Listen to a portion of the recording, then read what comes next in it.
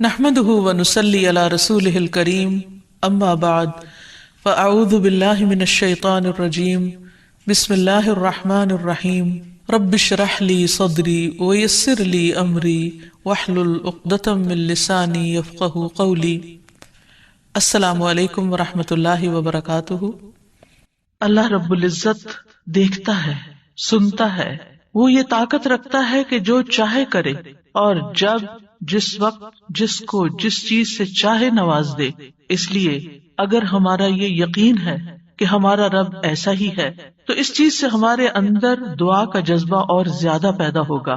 جتنا جتنا انسان کو اللہ سبحانہ تعالیٰ کی معرفت حاصل ہوتی چلی جاتی ہے تو فطری طور پر، قدرتی طور پر اس کے اندر یہ جذبہ پیدا ہوتا جاتا ہے کہ وہ اپنی ہر ضرورت کے لیے، چھوٹی ضرورت کے لیے بھی اور بڑی ضرورت کے لیے بھی اپنے اسی رب کو پکارے اور اس سے دنیا اور آخرت کی سعادتیں اور بھلائیاں مانگ لے۔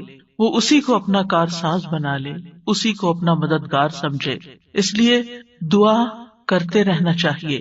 دعا کا نہ کوئی خاص وقت مقرر ہے کہ اس وقت کا آپ انتظار کریں تو دعا کر سکتے ہیں، نہیں، آپ ہر وقت دعا کر سکتے ہیں۔ اور نہ ہی اس کے لیے کوئی خاص قسم کا عمل کرنے کی ضرورت ہے کہ وہ عمل کریں گے تو ہی دعا کر سکتے ہیں، نہیں۔ اور نہ ہی اس کے لیے کسی زبان کی پابندی ہے کہ صرف آپ عربی میں ہی دعا کر سکتے ہیں۔ آپ اردو میں، اپنی مدر ٹنگ میں، کسی بھی زبان میں آپ دعا کر سکتے ہیں۔ وہ دعا اللہ تعالیٰ تک پہنچتی ہے، وہ دعا کو سنتا ہے اور اپنی حکمت کے مطابق اس کی قبولیت کا فیصلہ کرتا ہے کہ کیا بندے کو یہی چیز دے دی جائے جو وہ مانگ رہا ہے، یا اس سے بہتر کوئی چیز دی جائے، یا پھر اس سے کوئی بلا ٹالی جائے، یا اس کے لیے آخرت میں ذخیرہ کر لیا جائے، کیونکہ اس کے باقی اعمال اتنے نہیں ہیں کہ جن کی بنا پر یہ وہاں نجات پا سکے گا، تو اسے دنیا میں اس کی من پسند چیزیں دینے کی بجائے اس کے لیے آخرت میں اعمال کا ذخیرہ کر دیا جائے تاکہ اس کی آخرت میں نجات ہو سکے۔ لہذا ہم سب کو دعا کرتے رہنا چاہیے۔ دعا عظیم عبادت، شرف والی عبادت، وہ عبادت جس کو اللہ تعالیٰ پسند کرتا ہے، وہ عبادت کہ جسے چھوڑ دیا جائے تو اللہ تعالیٰ ناراض ہوتا ہے۔ دعا توحید کی بنیاد ہے، یہ ہمیں اپنے رب سے قریب کر دیتی ہے، اس سے ہماری مشکلات آسان ہوتی ہیں، تکلیفیں دور ہوتی ہیں، ہمیں برکتیں حاصل ہوتی ہیں۔ لہٰذا جو مشکلات سے نکلنا چاہتا ہے وہ دعا کو اپنے لیے لازم کر لے، کیونکہ اللہ تعالیٰ ہی پریشانیوں کو دور کرتا ہے۔ امن یجیب المضطر اذا دعاہ ویکشف السوء، بھلا کون ہے جو لاچار کی فریاد رسی کرتا ہے جب وہ اسے پکارتا ہے اور اس کی تکلیف کو دور کر دیتا ہے۔ تو جو شخص بھی مشکلات سے، پریشانیوں سے نجات چاہتا ہے اس کے لیے ضروری ہے کہ وہ دعا کو لازم کر لے، کیونکہ اللہ تعالیٰ ہی پریشانیاں دور کرتا ہے۔ اللہ تعالیٰ کے علاوہ کوئی نہیں جو پریشانی دور کر سکے۔ وقتی طور پر کوئی آپ کو دلاسا دے دے گا، کوئی آپ کی ہمت افزائی کر دے گا، کوئی آپ کا دکھ بانٹ دے گا، لیکن آپ کی مشکل صرف اور صرف اللہ تعالیٰ ہی حل کر سکتا ہے۔ وَإِن يَمْسَسْكَ اللَّهُ بِضُرٍّ فَلَا كَاشِفَ لَهُ إِلَّا هُوَ وَإِن يَمْسَسْكَ بِخَيْرٍ فَهُوَ عَلَى كُلِّ شَيْءٍ قَدِيرٌ، اگر اللہ تجھے کوئی تکلیف پہنچائے تو اس کے سوا اسے کوئی دور کرنے والا نہیں، اور اگر وہ تجھے کوئی بھلائی پہنچائے تو وہ ہر چیز پر پوری طرح قادر ہے۔ ہم دیکھتے ہیں کہ عام طور پر لوگ مشکل وقت میں اللہ تعالیٰ کے سوا سب کو بھول جاتے ہیں۔ آخر میں انسان صرف اللہ ہی کو یاد کرتا ہے، اور یہ صرف مسلمان کے ساتھ ہی نہیں، نان مسلمز کے ساتھ، شرک کرنے والوں کے ساتھ، الحاد کا رستہ اختیار کرنے والوں کے ساتھ بھی یہی معاملہ ہے۔ اور اس میں ہم دیکھتے ہیں کہ ایک مرتبہ جب اکرمہ بن ابی جہل نبی صلی اللہ علیہ وسلم سے بھاگ کر کشتی پر سوار ہو گئے، مکہ سے بھاگ گئے اور پھر جزیرۃ العرب چھوڑنا چاہا، اور جس کشتی پر بیٹھے وہ سمندر کے بیچ میں جا کر ڈوبنے لگی، تو کشتی کے مالکوں نے کہا کہ لوگوں اخلاص کے ساتھ دعا کرو۔ اخلاص کا مطلب یہ ہے کہ بتوں کو بھول جاؤ اور صرف اللہ سے دعا کرو، اس لیے کہ اس کے ڈوبنے کو صرف اللہ ہی بچا سکتا ہے۔ تو اس وقت چونک اٹھے کہ اسی چیز کی دعوت تو ہمیں محمد صلی اللہ علیہ وسلم دے رہے ہیں۔ اس وقت انہوں نے عہد کیا کہ اگر آج اے رب تو مجھے بچا لے گا تو پہلا کام میں یہ کروں گا کہ میں محمد صلی اللہ علیہ وسلم کے ہاتھ میں اپنا ہاتھ دے دوں گا، میں اسلام قبول کر لوں گا۔ اور پھر آپ جانتے ہیں کہ اکرمہ بن ابی جہل نے کس اخلاص کے ساتھ اسلام قبول کیا، تو دعا کی قبولیت ہی ان کے اسلام کا ایک ذریعہ بنی۔ اور دعا کرنے کی تین صورتیں ہیں. ایک تو یہ کہ اللہ تعالیٰ کی توحید بیان کرنا، جس میں انسان کہتا ہے یا اللہ لا الہ الا اللہ لا الہ الا انت سبحانک انی کنت من الظالمین. یہ دعا کا ایک طریقہ ہے. یہاں آپ صرف اللہ تعالیٰ کی توحید بیان کر رہے ہیں، اپنی کوتاہیوں کا اعتراف کر رہے ہیں. پھر اسی طرح آپ کہتے ہیں ربنا، اے ہمارے رب. یہاں بھی آپ اپنے رب کو رب کہہ کے پکار رہے ہیں، گویا اللہ تعالیٰ کی تعریف کر رہے ہیں. اور پھر دوسرا طریقہ یہ ہے کہ اللہ تعالیٰ سے انسان صرف بخشش کا سوال کرتا رہے اور رحمت کا سوال کرتا رہے، جیسے استغفر اللہ استغفر اللہ استغفر اللہ. کیونکہ اگر آپ کی بخشش ہو گئی تو آپ کے راستے میں جتنی بھی مشکلات ہیں وہ خود بخود حل ہونا شروع ہو جائیں گی. یعنی آپ کو اس وقت کہنے کی ضرورت نہیں ہوگی کہ یار اب مجھے یہ چاہیے مجھے وہ چاہیے. آپ صرف یہ کہتے ہیں کہ اللہ وہ گناہ جو میرے اور تیرے بیچ میں حائل ہو گئے ہیں، جو تیری رحمت تک مجھے پہنچنے نہیں دے رہے، یا رب تو ان کو دور کر دے، تو مجھے معاف کر دے. اور یہ چیز انسان کی مشکلات دور کرنے کا ذریعہ بن جاتی ہے اور اس کی حاجات پوری ہونے کا ذریعہ بن جاتی ہے، جو بھی اس کی زندگی میں کوئی حاجت اور ضرورت ہوتی ہے. اسی طرح کبھی آپ اللہ سے صرف رحمت کا سوال کر رہے ہوتے ہیں، یا حی یا قیوم برحمتک استغیث، صرف رحمت مانگ رہے ہوتے ہیں. کیونکہ اگر اللہ سبحانہ تعالیٰ کی رحمت آ جائے تو ساری مشکلات ہی آسان ہو جائیں، پھر تو کوئی غم ہی نہ رہے، کوئی پریشانی ہی نہ رہے. اور تیسرا طریقہ ہے کہ انسان اللہ تعالیٰ سے اپنی دنیاوی حاجات مانگے یا آخرت کی ضروریات مانگے، جیسے اے اللہ مجھے مال دے، اے اللہ مجھے اولاد دے، اے اللہ مجھے گھر دے، اے اللہ مجھے گاڑی دے. اور صحابہ اتنی چھوٹی چھوٹی چیزیں میں مانگتے تھے، جیسے جوتی کا تسمہ اگر ٹوٹ گیا تو بھی اللہ سے مانگتے تھے. چھوٹی سے چھوٹی ضرورت سے لے کے بڑی سے بڑی ضرورت تک براہ راست اللہ تعالیٰ سے مانگی جا سکتی، اور اس میں کوئی عیب کی بات نہیں، کوئی گناہ کی بات نہیں. وہ آپ کا رب ہے، وہ سب سے زیادہ آپ کا خیر خواہ ہے، لہٰذا آپ اس سے نہیں مانگیں گے تو کس سے مانگیں گے؟ اور وہ جو سب کچھ دینے پہ قادر ہے، اس سے نہیں مانگیں گے تو کس سے مانگیں گے؟ لہٰذا اس کو پکارتے رہنا چاہیے. تو نمبر 1 طریقہ صرف اللہ کی توحید بیان کرنا، اللہ کی تعریف کرتے رہنا. عرفہ کے دن کی سب سے بہترین دعا کیا ہے؟ لا الہ الا اللہ وحدہ لا شریک لہ لہ الملک ولہ الحمد وہو علی کل شیء قدیر. اس میں کیا مانگا آپ نے؟ کچھ بھی نہیں. آپ نے صرف اللہ کی توحید بیان کی ہے، لا الہ الا اللہ کہا ہے، وحدہ کہا ہے، لا شریک لہ کہا ہے، اپنے آپ کو اللہ کے لیے خالص کیا ہے. یہ دعا ہے. اور پھر دوسرا یہ کہ استغفار اور رحمت کی دعا. اور تیسرا کوئی بھی ضرورت جو ہو کسی بھی زبان میں، کسی بھی چیز کی، روحانی، جذباتی، مادی، دنیا کی، آخرت کی، کوئی بھی چیز وہ مانگتے چلے جائیں. ہم دیکھتے ہیں کہ انبیاء علیہم السلام اپنی حاجات اللہ تعالیٰ کے سامنے رکھتے تھے، مشکل وقت میں اللہ تعالیٰ کی طرف رجوع کیا کرتے تھے. کانوا اذا فزعوا الی الصلاۃ، یہ حدیث ہے مسند احمد کی، کہ انبیاء پر جب بھی کوئی پریشانی آتی تو وہ نماز کی طرف متوجہ ہو جاتے تھے، نماز پڑھنے لگتے تھے. اور کل ہم نے پڑھا تھا کہ دعا کی 2 بڑی قسمیں ہیں، دعائے عبادت اور دعائے مسئلہ. کہ عبادت بھی بذات خود دعا ہے، دعائے حال ہے، یعنی ہم ایسی حالت میں ہیں، ایسی عبادت میں ہیں کہ جو اللہ کی رحمت کو ہماری طرف متوجہ کر رہی ہے. انسان سب سے زیادہ اللہ کے قریب کہاں ہوتا ہے؟ سجدے کی حالت میں، اقرب الیہ. لہذا خوب وہاں دعا کرنی چاہیے. تو نماز بذات خود پریئر ہے، اس کو کہتے بھی پریئر ہے. صلاۃ کا معنی بھی دعا ہے، تو وہ تو دعا کا مجموعہ ہے. اسی لیے واستعینوا بالصبر والصلاۃ، جب انسان پر کوئی مشکل آئے تو فوراً نماز کی طرف جائے اور نماز پڑھ کر اللہ تعالیٰ سے دعا بھی کرے. اور بذات خود اگر نوافل پہ نوافل بھی پڑھ رہا ہے یا طویل قیام کر رہا ہے، طویل سجدہ کر رہا ہے، تو یہ بھی ایک طرح سے دعا یا عبادت ہی کی حالت میں ہے. انبیاء علیہم السلام کی دعائیں کیوں قبول ہوئی؟ ہم ایک کے بعد ایک پیغمبر کے بارے میں قرآن مجید میں پڑھتے ہیں اور ہر پیغمبر کی دعا کے بارے میں پڑھتے ہیں کہ وہ قبول ہو گئی. کیوں؟ انہم کانوا یسارعون فی الخیرات ویدعوننا رغبا ورہبا. 2 کام تھے ان کے. ایک تو یہ کہ وہ نیکی کے کاموں میں بہت جلدی کرتے تھے، یسارعون فی الخیرات. تو دعاؤں کی قبولیت کے لیے کیا ہے؟ نیکیوں میں جلدی کریں، نیکیوں میں دوڑ لگائیں، نیکیوں میں آگے بڑھیں. ویدعوننا رغبا ورہبا، اور وہ ہمیں پکارتے تھے رغبت کے ساتھ بھی اور رہبت کے ساتھ بھی، امید کے ساتھ بھی اور خوف کے ساتھ بھی. تو انسان کو اپنے رب کو امید اور خوف دونوں طریقوں سے پکارنا چاہیے. تو ہم دیکھتے ہیں کہ آدم علیہ السلام پر جب پریشانی آئی، شیطان کے کہنے میں وہ آ گئے اور پھر انہوں نے دعا کی، ربنا ظلمنا انفسنا وَإِن لَّمْ تَغْفِرْ لَنَا وَتَرْحَمْنَا لَنَكُونَنَّ مِنَ الْخَاسِرِينَ، کہ اے ہمارے رب، ہم نے اپنی جانوں پر ظلم کیا، اگر تو نے ہمیں نہ بخشا، ہم پر رحم نہ کیا تو ضرور ہم خسارہ پانے والوں میں سے ہو جائیں گے. تو کیا ہوا؟ اللہ تعالیٰ نے دعا قبول کی.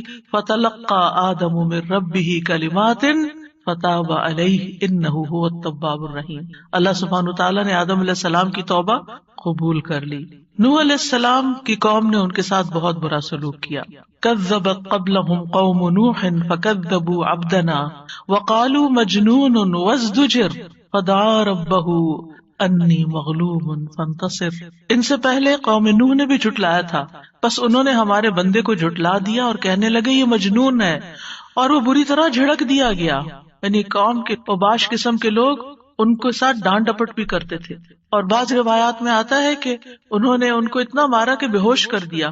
تو انہوں نے اپنے رب کو پکارا، انی مغلوب، رب میں مغلوب ہو گیا ہوں، میرا ان پہ کوئی بس نہیں چلتا، میں ان کے ساتھ ہر طریقہ آزما چکا ہوں، یہ نہیں مانتے، بس تو میری مدد کر. کیا ہوا؟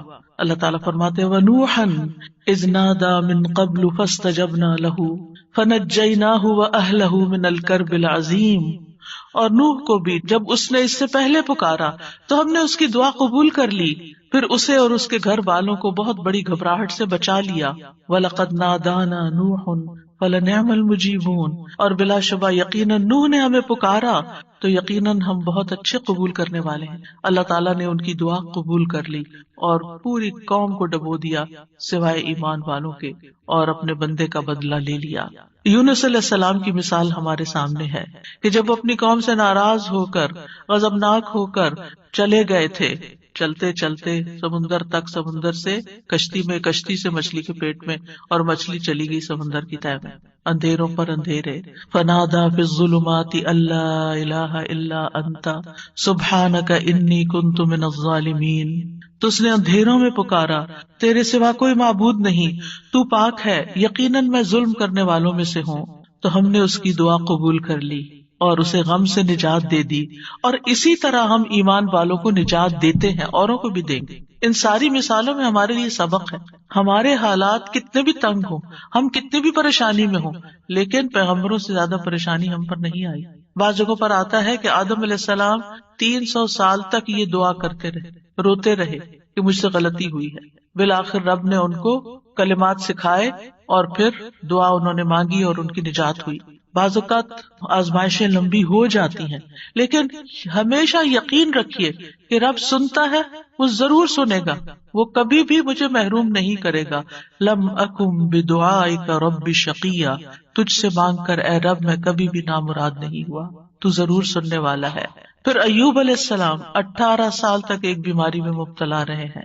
وَأَيُّوبَ إِذْ نَادَى رَبَّهُ أَنِّي مَسَّنِيَ الضُّرُّ وَأَنْتَ أَرْحَمُ الرَّاحِمِينَ فَاسْتَجَبْنَا لَهُ فَكَشَفْنَا مَا بِهِ مِنْ ضُرٍّ وَآتَيْنَاهُ أَهْلَهُ وَمِثْلَهُمْ مَعَهُمْ رَحْمَةً مِنْ عِنْدِنَا وَذِكْرَىٰ لِلْعَابِدِينَ. اور ایوب جب اس نے اپنے رب کو پکارا کہ بے شک مجھے تکلیف پہنچی ہے اور تو رحم کرنے والوں میں سب سے زیادہ رحم کرنے والا ہے، تو ہم نے اس کی دعا قبول کر لی، بس اسے جو تکلیف تھی دور کر دی، اور اس کے گھر والے اور ان کے ساتھ اتنے ہی اور عطا کر دیے اپنے پاس سے رحمت کے طور پر.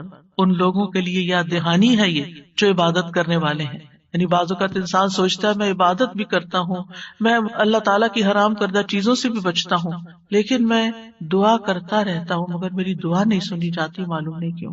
اب دیکھیے کس طرح یعقوب علیہ السلام سال ہا سال تک، بعض روایات میں 40 سال اور بعض میں اس سے بھی زیادہ وقت کے لیے وہ بیٹے سے جدا ہوئے تھے اور مسلسل دعا کرتے رہے، مایوس نہیں ہوئے.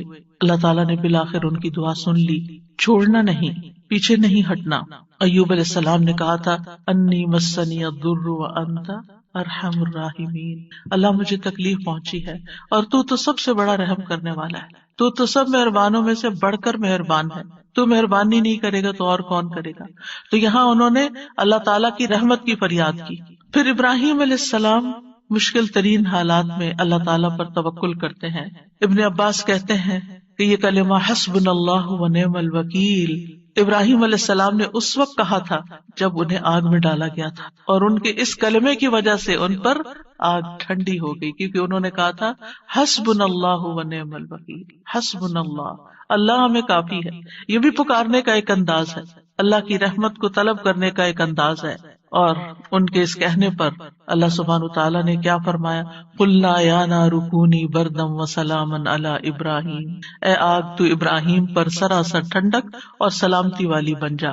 ابراہیم علیہ السلام نے نیک اولاد کی دعا کی، رب ہب لی من الصالحین فبشرناہ بغلام حلیم، اے میرے رب مجھے لڑکا عطا کر جو نیکوں میں سے ہو، تو ہم نے اسے ایک بردبار لڑکے کی خوشخبری دی.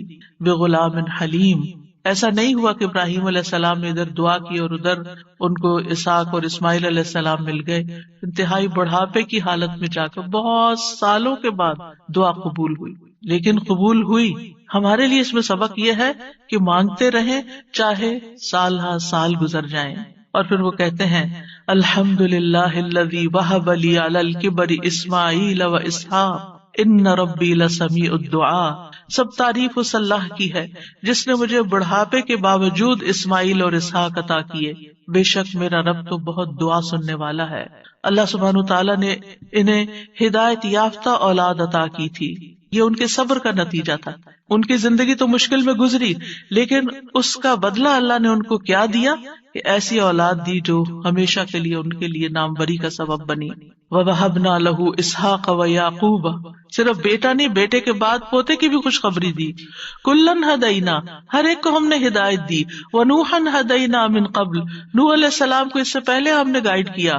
وَمِن ذُرِّيَّتِهِ داود وسليمان وأيوب ويوسف وموسى وهارون وكذلك نجزي المحسنين، اور اس کی اولاد میں سے داؤد اور سلیمان اور ایوب اور یوسف اور موسیٰ اور ہارون، اور اسی طرح ہم نیکی کرنے والوں کو جزا دیتے ہیں.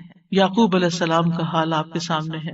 انہوں نے اپنے غم اور دکھ کی فریاد لوگوں کے سامنے نہیں کی، لوگوں کو جا کر اپنے دل کا حال نہیں بتایا. کیا کہا، انما اشکو بثی وحزنی الی اللہ وأعلم من اللہ ما لا تعلمون. یعقوب علیہ السلام نے کہا بے شک میں اپنی بے قراری اور غم کی شکایت صرف اللہ سے کرتا ہوں، اللہ ہی میرے دل کا حال جانتا ہے کہ یہاں کیسی کیسی بے قراری ہے بچے کی جدائی میں، اور میں اللہ کی طرف سے وہ باتیں جانتا ہوں جو تم نہیں جانتے. بہت کچھ جاننے کے باوجود انہیں یہ نہیں پتا تھا کہ بیٹا مصر میں ہے. اللہ نے نہیں بتایا. وہ کہہ سکتے تھے نا اللہ تعالیٰ مجھے بتا دیں وہ کہاں ہے، آپ تو جانتے ہیں آپ مجھے بھی بتا دیں، لیکن اللہ سبحانہ تعالیٰ نے اس کا بھی ایک وقت رکھا تھا. اگر پیغمبروں کے لیے قبولیت کا ایک وقت ہے تو ہمارے لیے بھی دعاؤں کی قبولیت کا ایک وقت ہوتا ہے. قبولیت کا مطلب یہ نہیں ہوتا کہ بس منہ سے نکلتے ہی بات آپ کی فرمائش پوری ہو جائے. اور پھر آپ دیکھیے کہ کس طرح اللہ تعالیٰ نے ان کی دعا قبول کر لی. اور پھر ہم دیکھتے ہیں کہ یوسف علیہ السلام کی مثال، انہوں نے تو اپنے لیے ایک انوکھی ہی دعا مانگی. قال رب السجن احب الی، قید خانے میں جانے کی دعا کی تاکہ ان عورتوں کا قید اور مکر جو ہے وہ ان سے دور ہو جائے.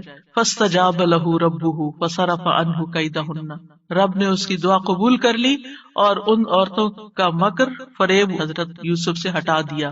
انہ هو السمیع العلیم، بے شک وہ خوب سننے والا خوب جاننے والا ہے. پھر موسیٰ علیہ السلام کی دعا، کس طرح وہ مدین پہنچتے ہیں تھکے ہارے، کئی دن کے پیدل سفر کے بعد جا کر ابھی بیٹھتے ہیں تو فوراً دیکھتے ہیں کہ کچھ لڑکیاں اپنا ریوڑ لے کے کھڑی ہیں، پانی نہیں پلا پا رہی، خود تھکے ہوئے ہیں، خود بھوکے بھی ہیں، پیاسے بھی ہیں، زخمی بھی ہیں، کچھ فیوچر کا نہیں پتا، لیکن کیا کرتے ہیں؟ سب سے پہلے اپنے رب کو پکارتے ہیں، ربی انی لما انزلت الی من خیر فقیر. اور صرف دعا مانگ کے وہیں درخت کے نیچے بیٹھ نہیں جاتے، بلکہ اٹھ کے ان بچیوں کے پاس جاتے ہیں کہ یہ تمہارا کیا معاملہ ہے، اور ان کے سارے ریوڑ کو پانی پلاتے ہیں. اور آپ سوچئے کہ ایک شخص جو خود اتنا تھکا، وہ اپنے آپ کو وہاں رکھ کے دیکھیے، اگر ہم اتنا لمبا سفر کر کے آئیں اور ہم سے کوئی پانی مانگ بیٹھے، خود تو آفر کرنا دور کی بات، کوئی اور مانگ بیٹھے تو شاید ہم جھڑک ہی دیں کہ میں نے بھی تو اتنا ہی سفر کیا نہیں جتنا تم نے کیا. یہیں سے تو ہماری لڑائیاں فساد شروع ہوتے ہیں گھروں میں.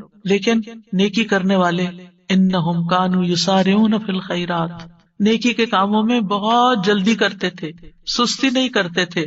ضرورت مند کو دیکھا، پہچان لیا، اٹھے، نیکی کی، اور ابھی واپس آ کے بیٹھے ہی تھے کہ اللہ سبحانہ تعالیٰ کی طرف سے ہر چیز کی بشارت آ گئی، اور وہ بچی واپس آئی اور پھر گھر لے کر گئی. کھانے پینے کا بھی انتظام ہو گیا، شادی کا بھی انتظام ہو گیا، ٹھکانے کا بھی انتظام ہو گیا، اور اچھی صالح نیک کمپنی کا بھی. جب آپ کسی اجنبی ملک میں جاتے ہیں تو آپ کو نہیں پتا ہوتا کہ آپ کو کیسے دوست ملیں گے، آپ کے نیبرز کون سے ہوں گے، آپ کا تعلق کن لوگوں سے ہوگا. لیکن یہ اللہ کی کتنی بڑی رحمت تھی کہ اللہ تعالیٰ نے انہیں ایک نیک صالح انسان کے ساتھ جوڑ دیا کہ اس کی بیٹی کی شادی حضرت موسیٰ علیہ السلام سے ہو گئی اور ان کے درمیان ایک رشتہ قائم ہو گیا. یہ بھی سراسر اللہ کی رحمت تھی. اللہ تعالیٰ نے ان کی دعا قبول کی. موسیٰ علیہ السلام نے ہر مشکل مرحلے میں اللہ تعالیٰ کو ہی پکارا. فرعون کے دربار میں جانے لگتے ہیں تو کیا پڑھتے ہیں؟ رب اشرح لی صدری ویسر لی امری واحلل عقدۃ من لسانی یفقہوا قولی واجعل لی وزیرا من اہلی ہارون اخی. رب اشرح لی کے علاوہ کہ جو کام کرنے جا رہا ہوں یا اللہ اس کے لیے میرا دل کھول دے، میرا کام آسان کر دے، میری زبان کی گرہ کھول دے، یعنی میرے بولنے میں سلاست ہو جائے، اور اس طرح کی کمیونیکیشن ہو کہ لوگ میری بات سمجھ جائیں، ان کو میری بات سمجھ آ جائے تاکہ وہ مقصد پورا ہو جائے، اور میرے گھر والوں میں سے ایک میرا مددگار بنا دے. اللہ تعالیٰ نے ہارون علیہ السلام کو نبی بنا کر ان کا مددگار بنا دیا. زکریا علیہ السلام کی مثال، مایوس نہیں ہے، سال ہر سال تک اولاد کی دعا کرتے، انتہائی بڑھاپے میں بھی. وَزَكَرِيَّا إِذْ نَادَىٰ رَبَّهُ رَبِّ لَا تَذَرْنِي فَرْدًا وَأَنْتَ خَيْرُ الْوَارِثِينَ. اور زکریا کو جب اس نے اپنے رب کو پکارا، اے میرے رب مجھے اکیلا نہ چھوڑ اور تو سب وارثوں سے بہتر ہے، تو ہم نے اس کی دعا قبول کر لی. فَاسْتَجَبْنَا لَهُ وَوَهَبْنَا لَهُ يَحْيَىٰ، اور ہم نے اس کو یحییٰ عطا کیا. وَأَصْلَحْنَا لَهُ زَوْجَهُ، اور اس کی بیوی کو اس کے لیے درست کر دیا. یعنی بعض اوقات ہم سوچتے ہیں کہ انفرٹیلٹی کا پرابلم ہے، بچہ ہو ہی نہیں سکتا. اللہ تعالیٰ سب کچھ کر سکتا ہے، اللہ تعالیٰ وہ بھی ٹھیک کر سکتا ہے، کیونکہ ان اللہ علی کل شیء قدیر، اللہ تعالیٰ ہر چیز پر قدرت رکھتا ہے. اس لیے مایوسی کس بات کی؟ اللہ کے بندے کبھی بھی مایوس نہیں ہوتے. ہاں، مانگنے سے کبھی نہیں تھکتے، مانگتے رہتے ہیں کہ اللہ تعالیٰ سبب کے ساتھ بھی دیتا ہے اور بغیر سبب کے بھی دیتا ہے، اس کے لیے کیا مشکل ہے. پھر نبی صلی اللہ علیہ وسلم کس طرح دعا کرتے ہیں؟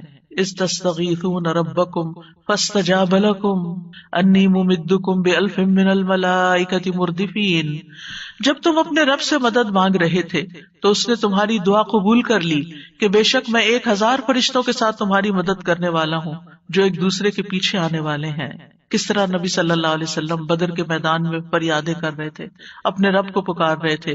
دیر اینڈ دن خوشخبری آ گئی کہ فرشتوں سے مدد کی جائے گی. انبیاء علیہ السلام کے علاوہ ہم دیکھتے ہیں کہ دیگر افراد بھی جنہوں نے اللہ تعالیٰ سے دعا کی، اللہ سبحانہ تعالیٰ نے ان کی دعا سن لی. سورۃ المؤمن میں جو مرد مومن ہے، جو فرعون کے دربار میں سے ہی ایک شخص اٹھتا ہے اور پھر وہ لوگوں کو نصیحت کرتا ہے اور کیا کہتا ہے؟ فَسَتَذْكُرُونَ مَا أَقُولُ لَكُمْ وَأُفَوِّضُ أَمْرِي إِلَى اللَّهِ ان اللہ بصیر بالعباد. فرعون کے دربار میں ایک شخص کا اٹھ کر لوگوں کو سمجھانا، فرعون کو سمجھانا، خوب خوب نصیحتیں کرنا، کھلم کھلا موسیٰ علیہ السلام پر ایمان لانا، یہ بہت بڑی بغاوت تھی اور بہت بڑا نقصان ہو سکتا تھا. لیکن اس مرد مومن نے کیا کہا؟ افوض امری الی اللہ، میں اپنا معاملہ اللہ کے سپرد کرتا ہوں. کیا ہوا پھر؟ فوقاہ اللہ سیئات ما مکروا وحاق بآل فرعون سوء العذاب. اللہ نے اسے ان کی بری چالوں سے بچا لیا جو انہوں نے تدبیریں کی تھی، ان سے نجات دی، اور آل فرعون کو برے عذاب نے گھیر لیا. اللہ نے اپنے بندے کو بچا لیا اور پوری قوم کو ڈبو دیا.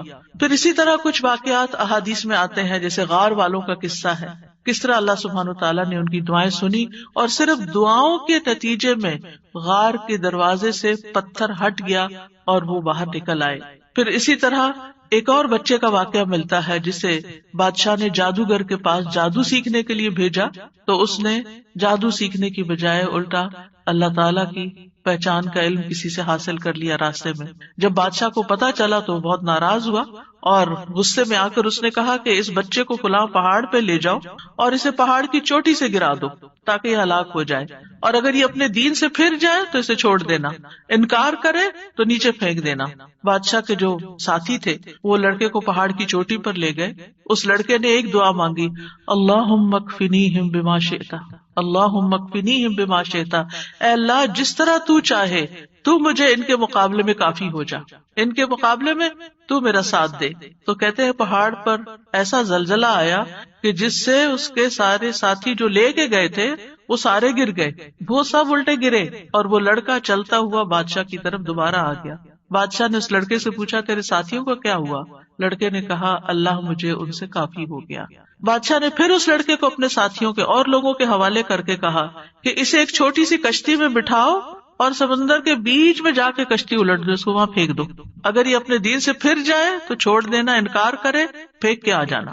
بادشاہ کے ساتھی اس لڑکے کو لے کر گئے تو لڑکے نے پھر یہی دعا کی، اللہم اکفنیہم بما شئت، اے اللہ تو جس طرح چاہے مجھے ان سے کافی ہو جا.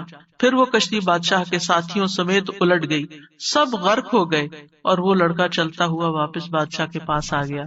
بادشاہ نے اس لڑکے سے کہا تیرے ساتھیوں کا کیا ہوا؟ کہنے لگا اللہ مجھے ان کے مقابلے کے لیے کافی ہو گیا. اور واقعی اللہ ہی کافی ہوتا ہے دشمن سے نبٹنے کے لیے. انسان کے اپنے پاس زور نہیں ہوتا، طاقت نہیں ہوتی، ہم کمزور ہوتے ہیں، لیکن اگر اللہ کی مدد آ جائے تو انسان ہر طرح کی مشکلات پہ قابو پا سکتا ہے.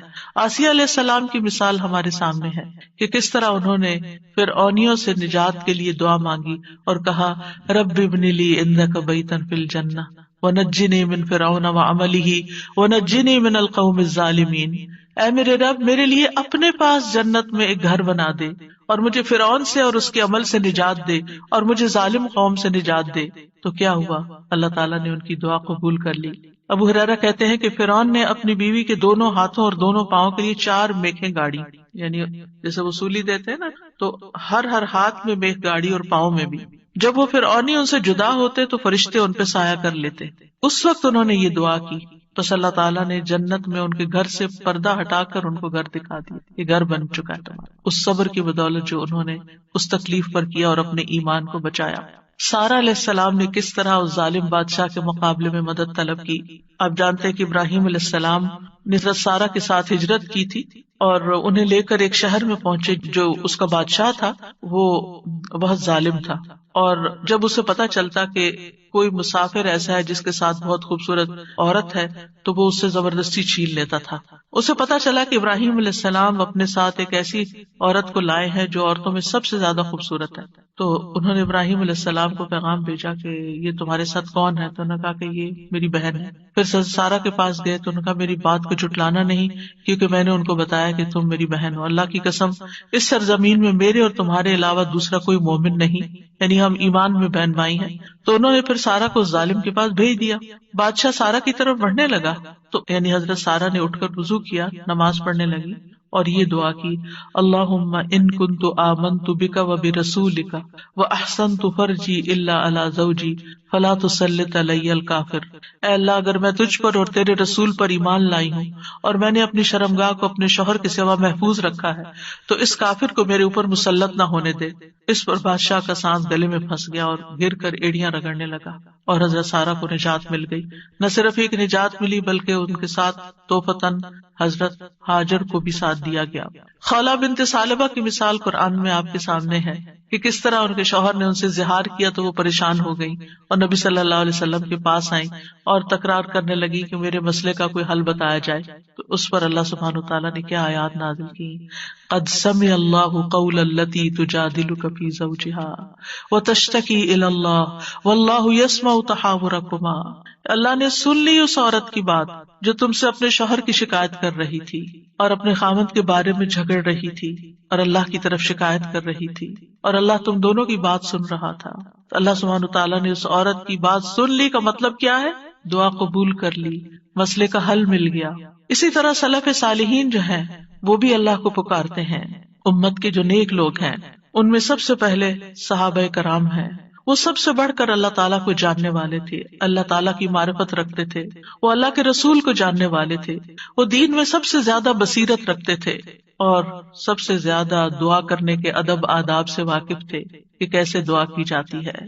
ہم دیکھتے ہیں کہ عمر بن خطاب رضی اللہ عنہ دعا کے ذریعے اپنے دشمن کے خلاف فتح طلب کرتے تھے، اور یہ دعا ان کے لشکروں میں سے عظیم لشکر تھا۔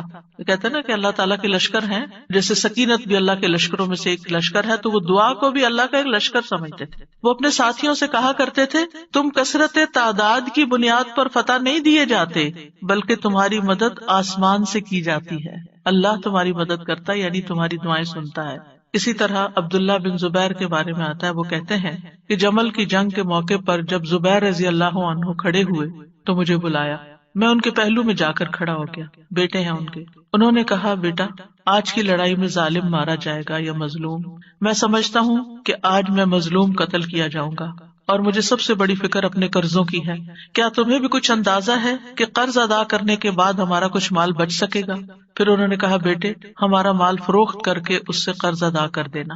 کہنے لگے، بیٹا اگر قرض ادا کرنے سے عاجز ہو جاؤ تو میرے مولا سے اس میں مدد چاہنا، کام نہ ہو تو اللہ سے مدد چاہنا۔ عبداللہ نے بیان کیا کہ اللہ کی قسم، ان کے بیٹے کہتے ہیں، اللہ کی قسم میں ان کی بات اس وقت نہ سمجھ سکا۔ میں نے پوچھا، اے میرے بابا، من مولا کا، آپ کا مولا کون ہے؟ قال اللہ، کہنے لگے اللہ۔ عبداللہ کہتے ہیں، اللہ کی قسم قرض ادا کرنے میں جب بھی دشواری پیش آئی میں نے اسی طرح دعا کی، یا مولا زبیر، ہے زبیر کے مولا، اقض عنہ دینہ، آپ ان کی طرف سے قرض ادا کر دیجیے، اس کا بندوبست کر دیجیے، اور ادائیگی کی کوئی نہ کوئی صورت پیدا ہو جاتی، دعا قبول ہو جاتی۔ سفیان ثوری کہا کرتے تھے، اے وہ ذات جس کو اپنے تمام بندوں میں سے وہ انسان سب سے زیادہ محبوب ہے جو اس سے مانگے تو کثرت سے مانگے، یعنی اللہ تعالیٰ کو وہ شخص زیادہ پیارا ہے جو زیادہ دعائیں کرتا ہے۔ اے وہ ذات جس کو اپنے تمام بندوں میں سے وہ انسان سب سے زیادہ ناپسند ہے جو اس سے نہیں مانگتا، کیونکہ جو انسان دعا نہیں کرتا اللہ تعالیٰ اس سے ناراض ہوتا ہے، اور تیرے سوا کوئی بھی ایسا نہیں ہے اے میرے رب۔ کیا مطلب؟ کوئی بھی اور ایسا نہیں۔ اگر کسی سے بھی انسان ایک سے زیادہ دفعہ کچھ مانگ لے تو وہ ناراض ہو جاتا ہے، اور نہ مانگے تو خوش رہتے ہیں۔ اپنے ہر کام کا آغاز بسم اللہ سے کرتا ہے، اللہ کے نام سے کرتا ہے، کیونکہ اللہ ہی نے ہمیں پیدا کیا ہے، اللہ ہی ہمیں رزق دے رہا ہے، اللہ ہی کی طرف ہمیں لوٹ کر جانا ہے۔ لہذا ہمیں اس زندگی میں ہر کام کرتے ہوئے اپنے رب کو یاد رکھنا چاہیے۔ قرآن مجید کا آغاز بھی اللہ سبحانہ وتعالی نے بسم اللہ سے کیا، اور ہمارے لیے یہی مشروع کیا کہ ہم اپنا ہر قول اور عمل بسم اللہ کے ساتھ شروع کریں۔ پہلی وحی کا آغاز بھی اللہ کے نام کے ساتھ ہوا۔ جبریل امین نے پہلی مرتبہ جب نبی صلی اللہ علیہ وسلم کو قرآن مجید کی پہلی آیت سکھائی تو فرمایا، اقرأ بسم ربک الذی خلق، اپنے رب کے نام سے پڑھ جس نے پیدا کیا۔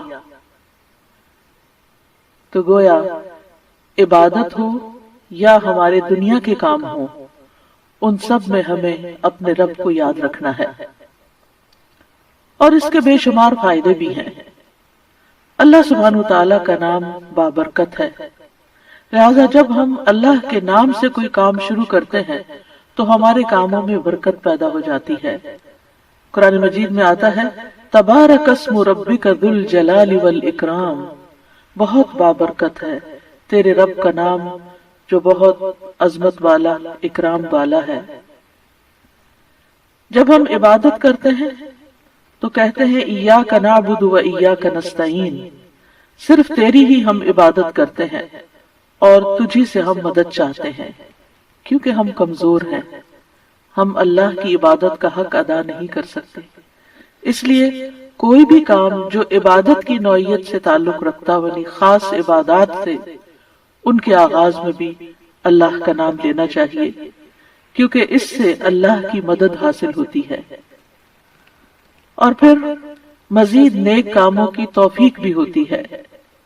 انسان برائی سے بچتا ہے، شیطان کے وار سے محفوظ رہتا ہے، کیونکہ اللہ تعالیٰ کی مدد، توفیق اور سپورٹ انسان کو حاصل ہو جاتی ہے، اور انسان کے اندر کوئی فخر اور غرور نہیں آتا۔ وہ یہی سمجھتا ہے کہ جو بھی نیک کام میں کر رہا ہوں وہ اللہ کی مدد سے، اللہ کی توفیق سے ہی کر رہا ہوں، اس میں میرا اپنا کوئی کمال نہیں۔ وما توفیقی الا باللہ، نہیں مجھے توفیق مگر اللہ کے نام کے ساتھ ہی۔ پھر اسی طرح جب انسان بسم اللہ سے کام کا آغاز کرتا ہے تو انسان کو اخلاص نصیب ہوتا ہے، کیونکہ جب اللہ کا نام لیا تو اللہ کے نام کے ساتھ اللہ ہی کے لیے کام کرنا چاہیے جو بھی کچھ ہم کریں۔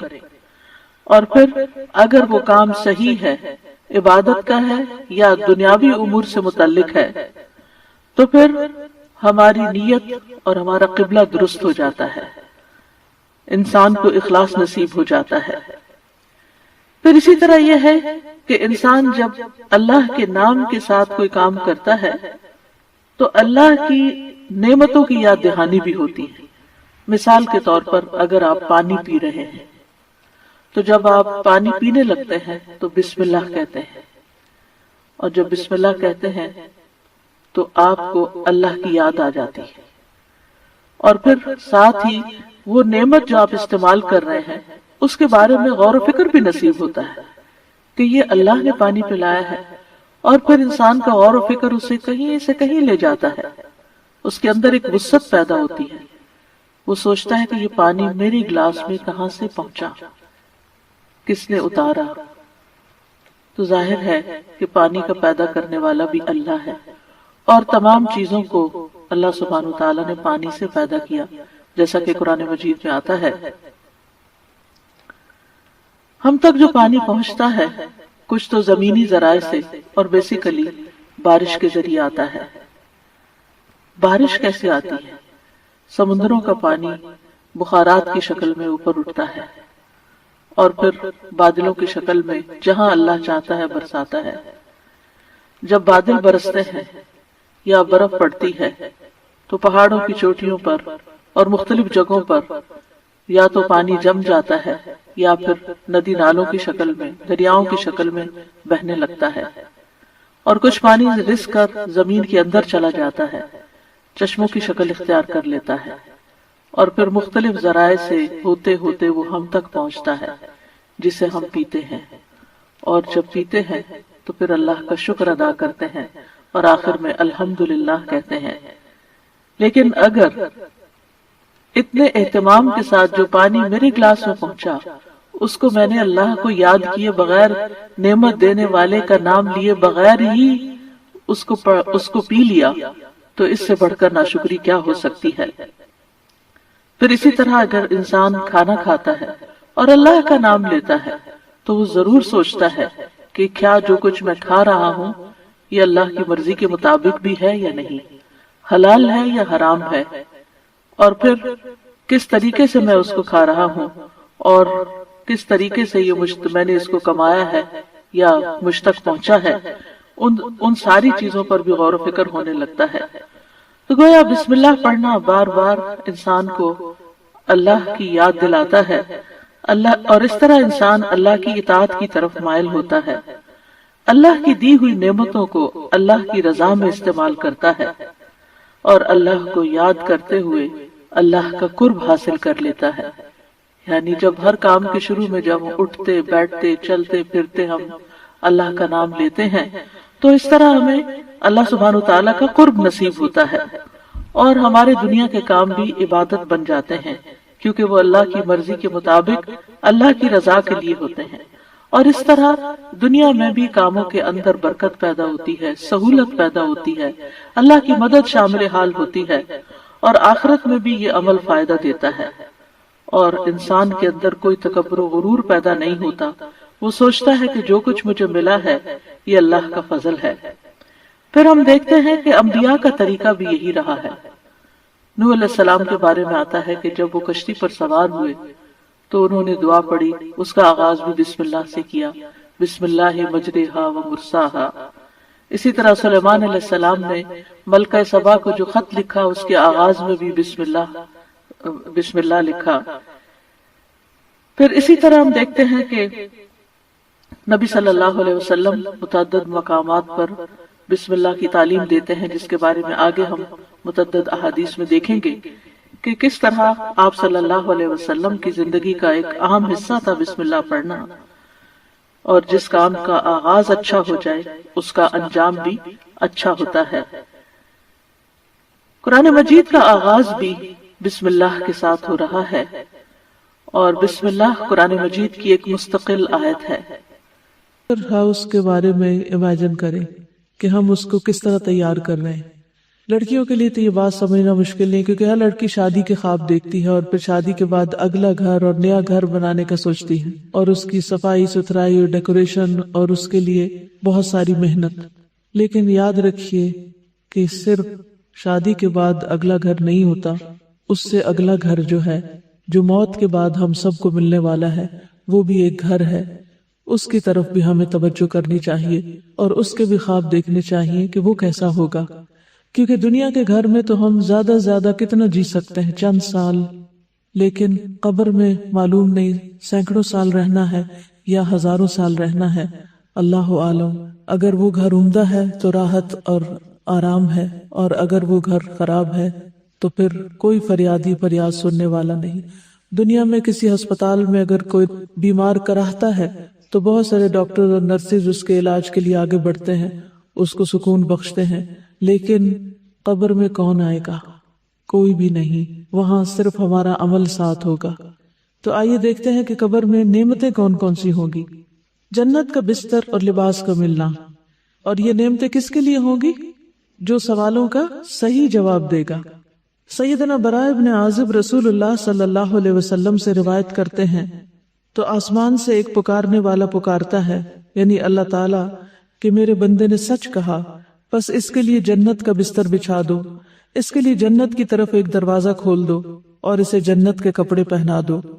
آپ صلی اللہ علیہ وسلم نے فرمایا، پھر اس کے پاس جنت کی راحت، رزق اور خوشبو آتی ہے۔ قبر میں کیا آتا ہے؟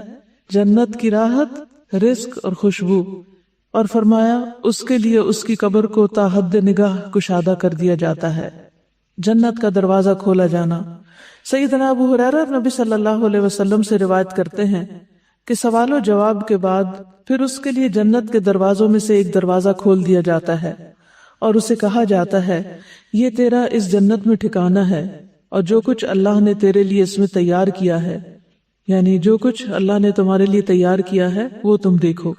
تو اس کی خوشی اور سرور میں اضافہ ہو جاتا ہے۔ یہ خوش قسمت لوگ ہیں، اللہ تعالیٰ ہمیں بھی ان میں شامل کر لے، کہ جو وہاں پر اپنے ٹیسٹ میں کامیاب ہو کر خوش ہوں گے، جیسے آج آپ سرٹیفکیٹ لے کر خوش ہوں گے انشاءاللہ کہ آپ کی کوششیں قابل قدر ٹھہری۔ تو اصل سرٹیفکیٹ وہ ہے جو قبر میں ملے گا، جو وہاں کامیاب ہو گیا وہ اصل کامیاب ہے۔ پھر اس کے لیے جہنم کے دروازوں میں سے ایک دروازہ کھولا جاتا ہے اور اسے کہا جاتا ہے، اگر تو نے اس کی نافرمانی کی ہوتی تو یہ تیرا ٹھکانہ ہوتا، اور جو کچھ اللہ نے اس میں تیرے لیے تیار کیا ہوا ہے، تو اس کی خوشی اور سرور میں اضافہ ہو جاتا ہے کہ شکر ہے اللہ نے مجھے آگ سے بچا لیا۔ صبح و شام جنت کا ٹھکانہ دکھایا جاتا ہے، جیسے بیڈ روم کے اندر ٹیلی ویژن میں لوگ طرح طرح کے مناظر دیکھتے ہیں، نیچرل بیوٹی دیکھتے ہیں یا اور خوبصورت چیزیں دیکھتے ہیں، تو بیٹھے بیٹھے اپنے بیڈ روم میں ہی خوش ہو رہے ہوتے ہیں۔ تو اسی طرح قبر میں لیٹے ہوئے جب اہل جنت، یعنی جن کو انشاءاللہ کامیابی نصیب ہوگی، وہ جنت کا اپنا ٹھکانہ دیکھتے ہیں تو اس کو دیکھ کر خوش ہوتے رہتے ہیں۔ سیدنا ابن عمر سے روایت ہے کہ رسول اللہ صلی اللہ علیہ وسلم نے فرمایا، بے شک جب تم میں سے کوئی مر جاتا ہے تو صبح و شام اس کا ٹھکانہ اس پر پیش کیا جاتا ہے، اگر وہ جنت والوں میں سے ہے تو جنت والوں کا مقام، اور اگر دوزخ والوں میں سے ہے تو دوزخ والوں کا مقام اسے دکھایا جاتا ہے، اور اس سے کہا جاتا ہے، یہ ہے تیرا ٹھکانہ جب تک کہ اللہ قیامت کے دن تجھے اٹھا کر اس جگہ نہ پہنچا دے، یہاں جانے والا ہے، تو یہ ہے تیرا گھر، یہ ہے تیرا گھر۔ بار بار اس کے مناظر دکھائے جاتے ہیں۔ اپنا ٹھکانہ دیکھ کر اللہ کا شکر ادا کرنا۔ سیدنا ابو ہریرہ سے روایت ہے، انہوں نے کہا کہ رسول اللہ صلی اللہ علیہ وسلم نے فرمایا، ہر جنتی کو جہنم میں اس کا ٹھکانہ دکھایا جاتا ہے، اور وہ کہتا ہے، اگر اللہ نے مجھے ہدایت نہ دی ہوتی تو میں یہاں ہوتا۔ اس ہدایت پر کتنا اللہ کا شکر ادا کرنا چاہیے، اور یہ بات اس کے لیے شکر کا باعث بن جاتی ہے۔ کیا آج دنیا میں آپ اللہ کی دی ہوئی ہدایت پہ شکر گزار ہوتے ہیں؟ اللہ تیرا شکر ہے تو نے قرآن کی نعمت دی، تیرا شکر ہے تو نے محمد صلی اللہ علیہ وسلم کی پہچان دی، تیرا شکر ہے تو نے ہمیں دین کی سمجھ دی۔ جو آج دین کو پا کر شکر گزار ہوتے ہیں انشاءاللہ وہ اس پر عمل کرتے ہوئے قبر میں بھی شکر گزار ہوں گے اللہ کے فضل سے۔ قبر کا 70 ہاتھ کشادہ اور سرسبز کر دیا جانا، قتادہ کہتے ہیں کہ ہمیں یہ بات بتائی گئی کہ اس کے لیے اس کی قبر 70 ہاتھ کشادہ کر دی جاتی ہے اور اس کو اس دن تک سبزے اور خوشحالی سے بھر دیا جاتا ہے جب وہ لوگ اٹھائے جائیں گے، یعنی قبر کے اندر بھی ایک سبزہ ہوتا ہے اور قیامت تک اس کی قبر کے اندر یہی رہتا ہے۔ قبر میں 14ویں کے چاند کی روشنی ہونا، سیدنا ابو ہریرہ رسول اللہ صلی اللہ علیہ وسلم سے روایت کرتے ہیں کہ آپ نے فرمایا بے شک مومن شخص اپنی قبر میں سبز باغیچے میں ہوتا ہے۔ کہاں ہوتا ہے؟ سبز باغیچے میں ہوتا ہے، سبحان اللہ، جیسے باغ میں گارڈن میں ہوتا ہے۔ پھر اس کے لیے اس کی قبر کو 70 ہاتھ کشادہ کر دیا جاتا ہے۔ دنیا میں کس کا گھر اتنا بڑا ہے؟ اتنا گھر تو دنیا میں بھی بڑا نہیں ملتا جتنا مومن کو قبر کے اندر بڑا گھر ملے گا، اور اس کے لیے 14ویں کے چاند کی طرح روشنی کر دی جاتی ہے جس میں اس کو سکون ملتا ہے، کیونکہ اگر سورج کی روشنی ہوتی تو تھک جاتا۔ گھر والوں کو خبر دینے کی تمنا کرنا، سیدنا جابر سے روایت ہے کہ انہوں نے کہا کہ رسول اللہ صلی اللہ علیہ وسلم نے فرمایا جب وہ مومن اپنی قبر کی کشادگی کو دیکھتا ہے تو کہتا ہے فرشتوں مجھے چھوڑ دو، میں گھر والوں کو خوشخبری دے دوں، لیکن اسے کہا جاتا ہے کہ اب یہاں آرام سے رہو، یعنی اب گھر والوں سے کوئی رشتہ تعلق نہیں قائم ہو سکتا۔ بالکل ایسے ہی نا کہ جیسے ہم کہیں پر بھی ہوتے ہیں اور ہمیں کوئی خوشی ملتی ہے تو ہم فوراً، اور آج کل تو سوشل میڈیا کی وجہ سے لوگ جو کھاتے ہیں اس کی بھی تصویر اتار کے پیچھے بھیج رہے ہوتے ہیں اور جو پہنتے ہیں اس کی بھی، تو قبر میں جا کر بھی کیا چاہیں گے کہ پیچھے والوں کو بتائیں، لیکن وہاں کوئی واٹس ایپ نہیں ہوگا۔ نیک اعمال کا قبر کی تنہائی کو دور کرنا، سیدنا براء ابن عازب نبی صلی اللہ علیہ وسلم سے روایت کرتے ہیں اور اس قبر میں کہ مومن کے پاس ایک خوبصورت چہرے، خوبصورت لباس اور انتہائی عمدہ خوشبو والا ایک شخص آتا ہے تو وہ کہتا ہے کہ اس چیز کی خوشخبری پاؤ جو تمہیں خوش کرے گی، یہ وہی تیرا دن ہے جس کا تم سے وعدہ کیا جاتا تھا۔ تو وہ اس سے پوچھتا ہے کہ تم کون ہو؟ تمہارا چہرہ خیر لایا ہے۔ تو وہ کہتا ہے میں تمہارا نیک عمل ہوں۔ سبحان اللہ، قبر میں کوئی ساتھ نہیں جائے گا لیکن نیک عمل ساتھ ہوگا۔ ہم سب اپنے قرآن پڑھنے کو دیکھیں، نمازوں کو دیکھیں، دعاؤں کو دیکھیں، لوگوں کے ساتھ خیر و بھلائی اور احسان کے کاموں کو دیکھیں کہ ہم کیا کیا کر رہے ہیں۔ اس پر وہ کہتا ہے اے میرے رب قیامت ابھی قائم کر دے۔ ابھی تمہیں ڈر لگتا ہے نا کہ قیامت نہ آ جائے کہیں، تو وہ کہے گا کہ ابھی قیامت قائم کر دے تاکہ میں اپنے اہل خانوں اور اپنے مال کی طرف واپس لوٹ جاؤں، تاکہ جا کے ان سے ملوں۔ یہ انسان کے اندر قدرتی ایک اٹریکشن ہوتی ہے اپنے گھر والوں سے ملنے کی۔ انسان دنیا میں کہیں بھی سیر و تفریح کر کے آئے لیکن جو مزہ اور لطف اس کو اپنوں کے اندر آتا ہے وہ کہیں نہیں آتا، تو وہاں بھی وہ کیا چاہے گا کہ میں اپنی اس خوشی کو اپنے گھر والوں کے ساتھ شیئر کروں۔ اور ایک روایت میں ہے اس کے پاس متشکل ہو کر یہ شکل بنا کر ایک ایسا آدمی آتا ہے جس کا چہرہ انتہائی خوبصورت، کپڑے انتہائی خوبصورت، خوشبو بہت اچھی ہوتی ہے۔ آپ دیکھیں کہ کسی بھی ایسے شخص کی کمپنی میں آپ کا دل کتنا خوش ہو جاتا ہے۔ وہ کہتا ہے تو خوشخبری پا اس چیز کی جو تجھے خوش کرے، خوشخبری پا لے اللہ کی رضامندی اور باغات کی جن میں ہمیشہ کی نعمتیں ہیں۔ یہ تیرا وہ دن ہے جس کا تجھ سے وعدہ کیا جاتا تھا۔ تو وہ فوت شدہ شخص اس سے کہتا ہے تجھے بھی اللہ خیر کی بشارت دے، تو کون ہے؟ تیرا چہرہ خیر لایا ہے۔ تو وہ کہتا ہے کہ میں تیرا نیک عمل ہوں۔ اللہ کی قسم جو کچھ میں جانتا ہوں وہ یہ ہے کہ تو اللہ کی اطاعت میں بڑی جلدی کرتا تھا، یعنی نیکی کے کاموں میں آگے آگے ہوتا تھا، اور اللہ کی نافرمانی میں بہت ہی سست تھا، یعنی پیچھے ہوتا تھا، جھجکتا تھا، ڈرتا تھا۔ اللہ تجھے بہترین بدلہ دے۔ تو ہم اپنی قبر میں کیا چاہتے ہیں اس کے مطابق اپنے دنیا کے عمل درست کر لیں۔ صدقہ کا قبر کی آگ بجھانا، سیدنا عقبہ بن عامر سے روایت ہے انہوں نے کہا کہ رسول اللہ صلی اللہ علیہ وسلم نے فرمایا بے شک صدقہ کرنے والوں کی قبروں سے حرارت بجھاتا ہے۔ قبروں کی آگ اور گرمی صدقے سے بجھتی ہے، اور مومن روز قیامت اپنے صدقے کے سائے میں ہوگا۔ مومن قیامت کے دن صدقے کے سائے میں ہوگا، اس لیے چاہے ایک کھجور کا آدھا ٹکڑا ہی کیوں نہ اللہ کے راہ میں دے، دینے والے بنے۔ ہمیشہ دینے پر حرص رکھے، اور یاد رکھیے دینے والوں کو ملتا ہے، جو دیتا ہے اللہ تعالیٰ اس کو اس سے بھی زیادہ لوٹاتا ہے۔ اور قسم کھا کر یہ بات کہی گئی کہ صدقہ کرنے سے مال کبھی کم نہیں ہوتا۔ سیدنا ابو ہریرہ سے روایت ہے کہ رسول اللہ صلی اللہ علیہ وسلم نے فرمایا، اس میت کے لیے اس کی قبر کی لمبائی اور چوڑائی میں 70 ہاتھ فراخ کر دی جاتی، کھلی کر دی جاتی ہے، پھر اس کے لیے اس میں روشنی کر دی جاتی ہے، پھر اسے کہا جاتا ہے کہ سو جاؤ، تو وہ کہتا ہے میں اپنے گھر والوں کی طرف لوٹ جاؤں تاکہ میں انہیں خبر دے دوں، تو وہ دونوں کہتے ہیں اس دلہن کی طرح سو جاؤ جسے کوئی نہیں جگاتا مگر وہ جو اس کو سب سے زیادہ پیارا ہوتا ہے، یہاں تک کہ اللہ اسے اس کی اس خوابگاہ سے اٹھائے گا، یعنی قیامت کے دن پھر وہ آرام سے اس نیند سے اٹھے گا۔ کتنی خوبصورت قبر ہے نیک عمل کرنے والوں کی۔ روح کا سبز پرندوں میں ڈالا جانا۔ سیدنا ابو ہریرہ نبی صلی اللہ علیہ وسلم سے روایت کرتے ہیں، جسم کو اسی طرح لوٹا دیا جاتا ہے جیسے اس کی ابتدا ہوئی تھی، اور اس کی روح کو ایک پاکیزہ جسم میں ڈال دیا جاتا ہے جو کہ پرندے ہیں جو جنت کے درختوں کے ساتھ لٹکے ہوتے ہیں، یعنی یہ شہیدوں کا انجام ہے۔ شہداء کو گھر اور رزق ملنا۔ سیدنا ابن عباس سے روایت ہے، انہوں نے کہا کہ رسول اللہ صلی اللہ علیہ وسلم نے فرمایا، شہداء جنت کے دروازے پر موجود ایک نہر کے کنارے پر سبز رنگ کے خیمے میں رہتے ہیں، ان کی طرف ان کا رزق جنت سے صبح و شام آتا ہے۔ سبحان اللہ۔ جنت کا کھانا۔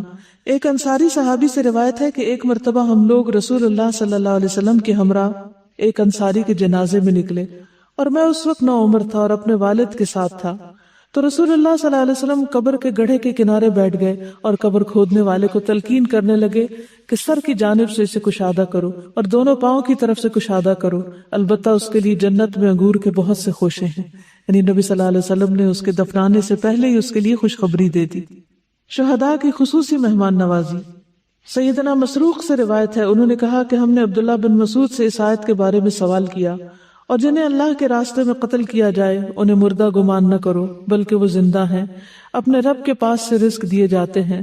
تو انہوں نے کہا ہم بھی رسول اللہ صلی اللہ علیہ وسلم سے اس بارے میں سوال کر چکے ہیں، تو آپ صلی اللہ علیہ وسلم نے فرمایا ان کی روحیں سبز پرندوں کے پیٹ میں ہوتی ہیں، ان کے لیے ایسی قندیلیں ہیں جو عرش کے ساتھ لٹکی ہوئی ہیں، اور وہ روحیں جنت میں جہاں چاہیں کھاتی اور پھرتی رہتی ہیں، پھر ان قندیلوں میں واپس آ جاتی ہیں، یعنی جہاں سے جاتی ہیں۔ ان کا رب ان کی طرف جھانک کر دیکھتا ہے اور فرماتا ہے کیا تمہیں کسی چیز کی خواہش ہے؟ وہ عرض کرتے ہیں ہم کس چیز کی خواہش کریں، حالانکہ ہم جہاں چاہتے ہیں جنت میں کھاتے پھرتے ہیں۔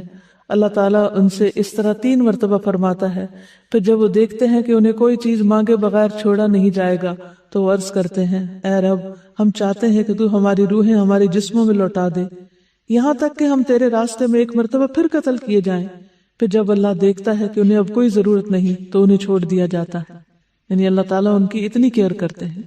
نیک اعمال کا ثواب پہنچتے رہنا۔ 3 قسم کے اعمال کا سلسلہ جاری رہنا۔ سیدنا ابو ہریرہ سے روایت ہے کہ رسول اللہ صلی اللہ علیہ وسلم نے فرمایا جب انسان فوت ہو جاتا ہے تو 3 اعمال کے سوا اس کے تمام اعمال کا سلسلہ منقطع ہو جاتا ہے، صدقہ جاریہ، یا وہ علم جس سے نفع اٹھایا جاتا رہے، یا نیک اولاد جو اس میت کے لیے دعا کرتی ہے، یہ مرنے کے بعد بھی نیکیوں میں اضافے کا سبب بنتے ہیں۔ اولاد کی دعا سے درجات بلند ہونا۔ سیدنا ابو ہریرہ سے روایت ہے، انہوں نے کہا کہ رسول اللہ صلی اللہ علیہ وسلم نے فرمایا بے شک اللہ عز و جل جنت میں نیک آدمی کا درجہ بلند فرمائیں گے تو وہ عرض کرے گا اے رب یہ درجہ مجھے کیسے حاصل ہوا؟ اللہ تعالیٰ فرمائیں گے تیری اولاد کا تیرے لیے استغفار کرنے کی وجہ سے۔ تو ہم سب کو اپنے والدین کے لیے جو فوت ہو چکے ہیں بخشش کی دعا کرنی چاہیے۔ ایک دفعہ میں دعا کرتی ہوں، میں اپنے والد کی نیت کرتی ہوں، آپ سب اپنے اپنے والدین کی جو دنیا سے جا چکے ہیں یا دادا دادی جو بھی، ان کے لیے نیت کر لیجیے۔ اللہم اغفر لہ وارحمہ وعافہ واعف عنہ واکرم نزلہ ووسع مدخلہ واغسلہ بالماء والثلج والبرد ونقہ من الخطایا كما ينقى الثوب الأبيض من الدنس اللهم أبدله دارا خيرا من داره وأهلا خيرا من أهله وزوجا خيرا من زوجه اللهم أدخله الجنة اللهم أدخله الجنة اللهم أدخله الجنة وأعذه من عذاب القبر ومن عذاب النار۔ جہاں اپنی بخشش کی دعا مانگا کریں وہاں اپنے والدین کی بخشش کی دعا بھی ضرور کیا کریں، کیونکہ اللہ سبحانہ وتعالیٰ کا فرمان ہے انشکر لی ولوالدیک، کہ میرا شکر ادا کرو اور اپنے والدین کا. تو والدین کا شکریہ صرف اس طرح ادا نہیں ہو سکتا کہ ہم انہیں کہیں آپ کا بہت شکریہ، آپ نے ہمیں پیدا کیا یا ہمیں پالا. شکر عمل سے ہوتا ہے، اور وہ عمل کیا ہے کہ ان کے لیے دعا کی جائے، ان کی طرف سے صدقہ خیرات کیا جائے. کوئی سوال؟ کیوں نہیں ٹھیک. مجھے یاد ہے میں بہت چھوٹی تھی اور میری والدہ نے یہ حدیثیں مجھے سنا دی تھی، ابھی میں نے ہوش نہیں سنبھالا تھا. ان کو تھوڑا سا پہلے آپ راہ ہموار کریں کہ دیکھیں ہم اس دنیا میں اللہ کی عبادت کے لیے آئیں. اس کتاب کے شروع میں ایک دم قبر کی بات نہیں کی گئی. اگر آپ اس کتاب کی تفصیل دیکھیں گے، آپ اس کا کانٹینٹ لسٹ دیکھیں، انسان اور موت، سفر آخرت کی تیاری، مومن کی موت کا منظر، غیر مومن کی موت کا منظر، پھر قبر کی زندگی، پھر ان کے بارے میں سوال وغیرہ ہے. تو پہلے اس سے ذہنی طور پر وہ تیاری شروع میں رکھی گئی ہے. دوسری بات یہ ہے کہ جہاں کہیں فوتگی ہوتی ہے تو لوگ کیا کر رہے ہوتے ہیں؟ کیا کر رہے ہوتے ہیں؟ بیٹھ کے باتیں. سب سے زیادہ اکٹھ رش کہاں ہوتا ہے؟ کس گیدرنگ میں؟ میت کے. اپنے پرائے سبھی آ جاتے ہیں. اس وقت اگر آپ یہ کتاب اٹھائیں اور چلے جائیں اور وہاں لوگوں کو بتانا شروع کر دیں دیکھ کے. اس کتاب کے بنانے کا مقصد بھی یہی ہے کہ لوگوں کو آگاہ کیا جائے صحیح احادیث کی روشنی میں. کیونکہ ہوتا پتہ کیا ہے، جب کوئی موقع ہوتا ہے تو ہمارے پاس کتاب نہیں ہوتی. اور اس کتاب کو تقسیم بھی اس لیے کیا گیا کہ کہیں آپ یہ نہ کہیں کہ ہمارے پاس پیسے نہیں، ہم نہیں خرید سکتے. آپ اس کو رکھیں اور جہاں بھی موقع ہو، جہاں بھی لوگ ایسے موقعوں پر اکٹھے ہوں، کیونکہ اس وقت ہر شخص کا دل نرم ہوتا ہے. جب فوتگی ہوتی ہے نا تو لوگ موت کے بارے میں سننا چاہتے ہیں. اگر عام حالات میں آپ نہیں بھی سنانا چاہتے تو آپ کیا کریں؟ جب ایسا موقع ہو اور ہر ایک کے گلی محلے خاندان کہیں نہ کہیں کوئی نہ کوئی فوتگی چھوٹے بڑے بوڑھے کی ہو ہی جاتی، تو بس اس کتاب کو تیار رکھیں اور جا کے لوگوں کو بتائیں کہ اب میت کے ساتھ کیا ہو رہا ہے، اب آگے کیا پوچھا جا رہا ہے اور ہمیں اپنے لیے کیا تیاری کرنی. ٹھیک ہے؟ مشکل ہے؟ نہیں، انشاءاللہ مشکل نہیں. ہو سکتا ہے کچھ لوگ اوفینڈ ہو جائیں آگے سے یا کچھ، تو بھی ان کی بھلائی کے لیے بتانا تو ضروری ہے نا. کیا یہ خیر خواہی ہے ان کے لیے کہ وہ جائیں جب قبر میں اور اچانک دیکھیں کہ فرشتے آ گئے ہیں اور سوال پوچھ رہے ہیں اور انہیں کوئی آئیڈیا ہی نہ ہو، انہیں پتہ ہی نہ ہو کہ یہ بھی ہونا تھا. آپ دیکھیے کہ کئی دفعہ جب ڈاکٹر مریض کا علاج کر رہا ہوتا ہے تو مریض چیختا ہے کہ نہیں؟ کئی دفعہ مریض چیختا ہے جب کوئی پھوڑا صاف کیا جا رہا ہو یا کوئی پٹی لگائی جا رہی ہو. تو مجھے یاد ہے ایک دفعہ میں کہیں ویکسینیشن کے لیے گئی تھی، مجھے افریقہ جانا تھا تو وہاں کے لیے ٹیکا لگوانا ضروری ہوتا ہے. تو جب جا کے میں ویٹنگ روم میں بیٹھی تو ایک بچہ اتنا رو رہا تھا. ابھی ٹیکا وغیرہ کچھ نہیں لگا، صرف یہ جان کر کہ مجھے ٹیکا لگے گا. اس کو رو رو کر برا حال تھا. سارا وقت اس نے ایک مصیبت کھڑی کی ہوئی تھی اور کسی بہانے وہ بہل نہیں رہا تھا. تو میں ہمیشہ یہ سوچتی ہوں کہ قبر میں جا کے رونے سے بہتر ہے لوگ یہاں رو لیں. کیا خیال ہے؟ جب انہیں پتا ہوگا کہ ٹیکا لگنا ہے تو وہ روئیں گے نا، اوفینڈ ہوں گے، پریشان ہوں گے نا. تو کیا خیال ہے؟ بجائے اس کے کہ وہ قبر میں جا کے پریشان ہوں، وہ کہاں پریشان ہو جائیں؟ یہاں ہو جائیں. کوئی بات نہیں، یہ ایک حقیقت ہے جس کو فیس کرنا ہے، جس کا سامنا کرنا ہے. عقل مندی اسی میں ہے کہ اس کی تیاری کی جائے. جہاں ایک طرف قبر میں نعمتیں ہیں وہاں دوسری طرف قبر میں عذاب بھی ہے. سیدہ عائشہ رضی اللہ تعالیٰ عنہ سے روایت ہے کہ ایک یہودی عورت ان کے پاس آئی، اس نے عذاب قبر کا ذکر کیا تو عائشہ رضی اللہ تعالیٰ عنہ سے کہا کہ اللہ آپ کو عذاب قبر سے پناہ میں رکھے. اس پر عائشہ رضی اللہ تعالیٰ عنہ نے رسول اللہ صلی اللہ علیہ وسلم سے عذاب قبر کے بارے میں پوچھا. آپ صلی اللہ علیہ وسلم نے فرمایا ہاں عذاب قبر حق ہے. عائشہ رضی اللہ تعالیٰ عنہ نے بیان کیا کہ پھر میں نے کبھی ایسا نہیں دیکھا کہ رسول اللہ صلی اللہ علیہ وسلم نے کوئی نماز پڑھی ہو اور اس میں عذاب قبر سے اللہ کی پناہ نہ مانگی ہو.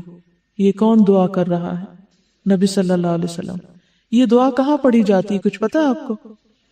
تشہد کے بعد اللہم انی اعوذ بک من عذاب القبر واعوذ بک من عذاب جہنم واعوذ بک من فتنة المسیح الدجال واعوذ بک من فتنة المحیا والممات. جہاں ہم رب جلنی پڑھتے ہیں نا تو چاہے تو اس کی جگہ آپ پڑھ لیں، چاہے تو اس کے ساتھ پڑھ لیں، دونوں صورتیں کر سکتے ہیں. ٹھیک ہے؟ تو نبی صلی اللہ علیہ وسلم اس دعا کو ہمیشہ پڑھتے تھے.